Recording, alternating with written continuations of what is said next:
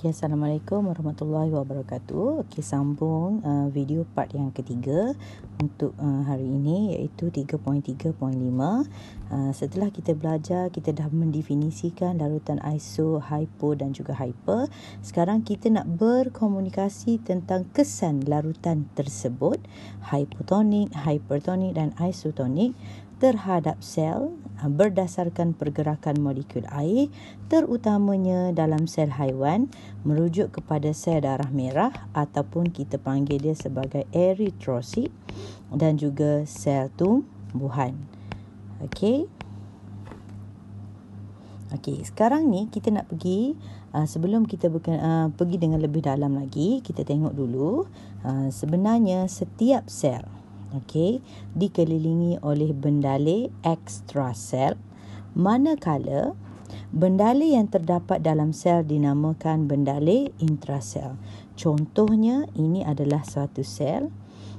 Dalam ni adalah bendalai intrasel, manakala di luar daripada sel terdapatnya bendalai ekstrasel. Ini adalah nukleus. Dalam sesuatu sel lah, mana-mana sel, sama ada sel tumbuhan ataupun sel haiwan. Sitoplasma sel mengandungi bahan terlarut seperti glukosa dan juga garam mineral.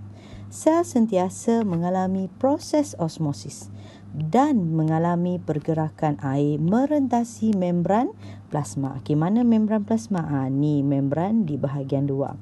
Bergantung kepada keupayaan air dalam bendalai ekstrasel dan juga bendalai intrasel.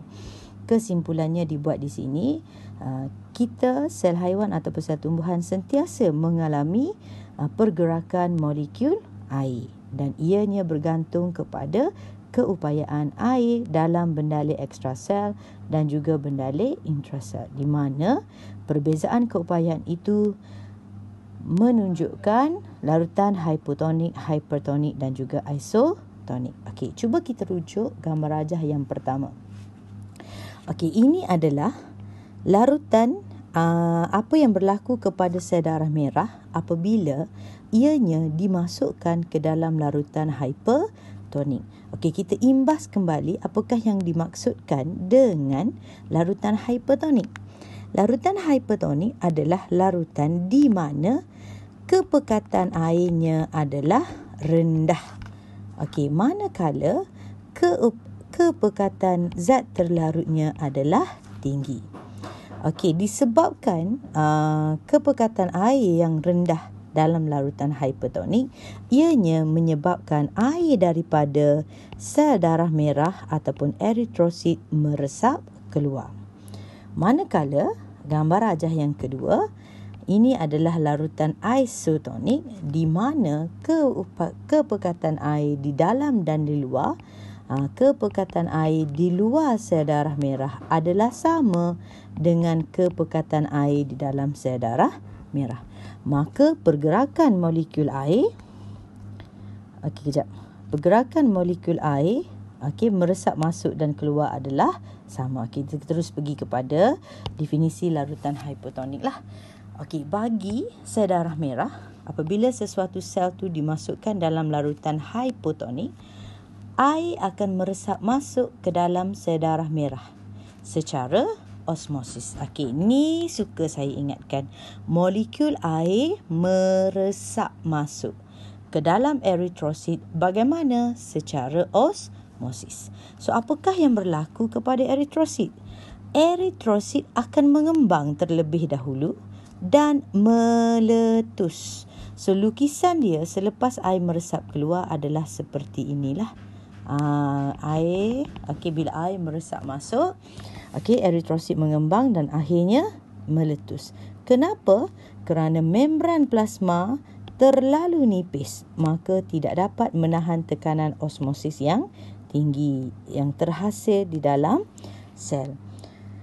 Dan peletusan sel darah merah, peletusan sel darah merah ini dikenali sebagai hemolisis. Contohnya yang berlaku adalah apabila eritrosit, eritrosit ni tadi dimasukkan ke dalam larutan iaitu yang kita panggil larutan hipotonik ataupun air suling. So, kalau kita masukkan sel darah merah kita ke dalam air suling, maka air daripada air suling akan meresap masuk ke dalam sel darah merah. Maka hemolisis berlaku. Okey, kemudian kita tengok pula kepada larutan isotonik. Bila kita rujuk kepada isotonik, isotonik ni di mana kepekatan air di luar dan di dalam sel adalah sama. Okey, maka kadar pergerakan molekul air ke dalam ataupun keluar sel adalah sama. Kadarnya adalah sama. Di mana ia menunjukkan tiada pergerakan bersih air merentasi membran plasma. Maka sel mengekalkan saiz dan bentuk normalnya. Okey, next kita pergi kepada larutan hipertonik. Untuk larutan hipertonik, molekul air daripada eritrosit meresap keluar secara osmosis. Eritrosit akan mengalami pengecutan di mana ianya akan mengecut. Sebab apa? Sudah kehilangan molekul air. Apakah yang berlaku kepada, kita panggil keadaan sel darah merah tersebut adalah krinasi. Okey. Manakala yang tadi kita dah belajar tentang sel darah merah. Ini pula kita nak pergi kepada sel tumbuhan. Okey, kalau hipertonik, okey, plasmolyse. Kalau isotonik, flasid. Hipotonik, ia akan jadi segah. Okey, intro awalnya. Okey, next kita pergi dulu kepada slide. Okey. Bagi larutan hipotonik adalah keupayaan air yang tinggi. Contohnya adalah air suling. Di mana kepekatan zat terlarutnya adalah rendah. Okey, kita tengok dekat sini huraiannya. Air meresap ke dalam sel secara osmosis dan memenuhi vakuum. Disebabkan ianya adalah sel tumbuhan, maka air meresap masuk ke dalam sel dan memenuhi vakuum terlebih dahululah. Apa yang berlaku apabila sel air memasuki vakuum, sel mengembang dan menjadi segah. Sel tumbuhan tidak pecah kerana mempunyai dinding sel yang kuat dan juga tegar. Tapi kalau sel haiwan tadi, ia akan meletus. Tapi kalau sel tumbuhan tak meletus tetapi menjadi terjik ni dalam bahasa Melayunya segah. Okey, tekanan segah memberi sokongan kepada tumbuhan iaitu batang berdiri tegak dan daun tidak layu. Terutamanya bagi tumbuhan herba. Tumbuhan herba sangat memerlukan larutan hipotonik untuk ianya kekal berdiri tegak dan daun tidak layu.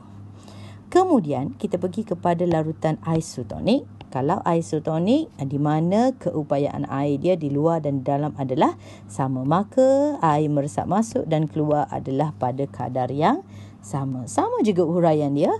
Kadar pergerakan air ke dalam atau keluar sel adalah sama. Kadarnya adalah sama. Maka sel akan mengekalkan saiz dan bentuk asal. Vakuum berada dalam keadaan normal. Okey. Next, kita pergi kepada apakah yang berlaku kalau kita masukkan air tadi, okey, ke dalam larutan hipertonik. Okey. Bila kita masukkan dalam larutan hipertonik, aplikasinya apabila kita menggunakan baja berlebihan lah. Nanti saya akan explain dalam next topic. Okey, tapi kita tengok sini. Bila kita masukkan dalam larutan hipertonik, hipertonik ni menunjukkan keupayaan air di luar adalah rendah. Secara automatically keupayaan air dalam sel tumbuhan adalah tinggi. Maka secara automatically air akan meresap keluar daripada sel secara osmosis. Bila air meresap keluar dan meresap keluar, maka vakuum dan sitoplasma akan mengecut.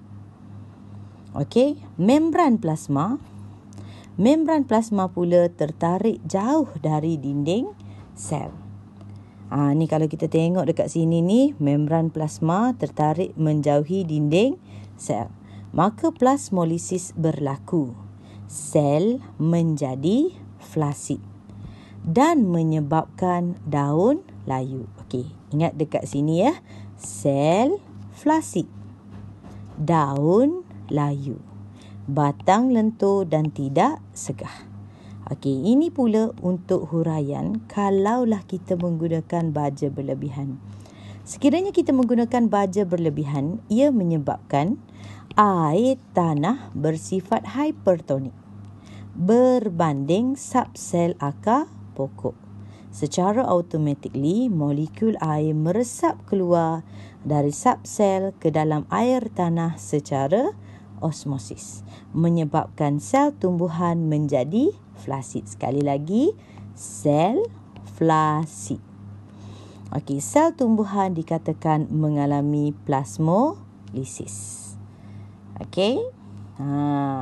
Tetapi sel tumbuhan macam dalam video ini, sekiranya ia telah flasid, telah mengalami plasmolisis, kita boleh pulihkan dengan menyiram pokok tersebut dengan air yang berlebihan, di mana sel tumbuhan yang mengalami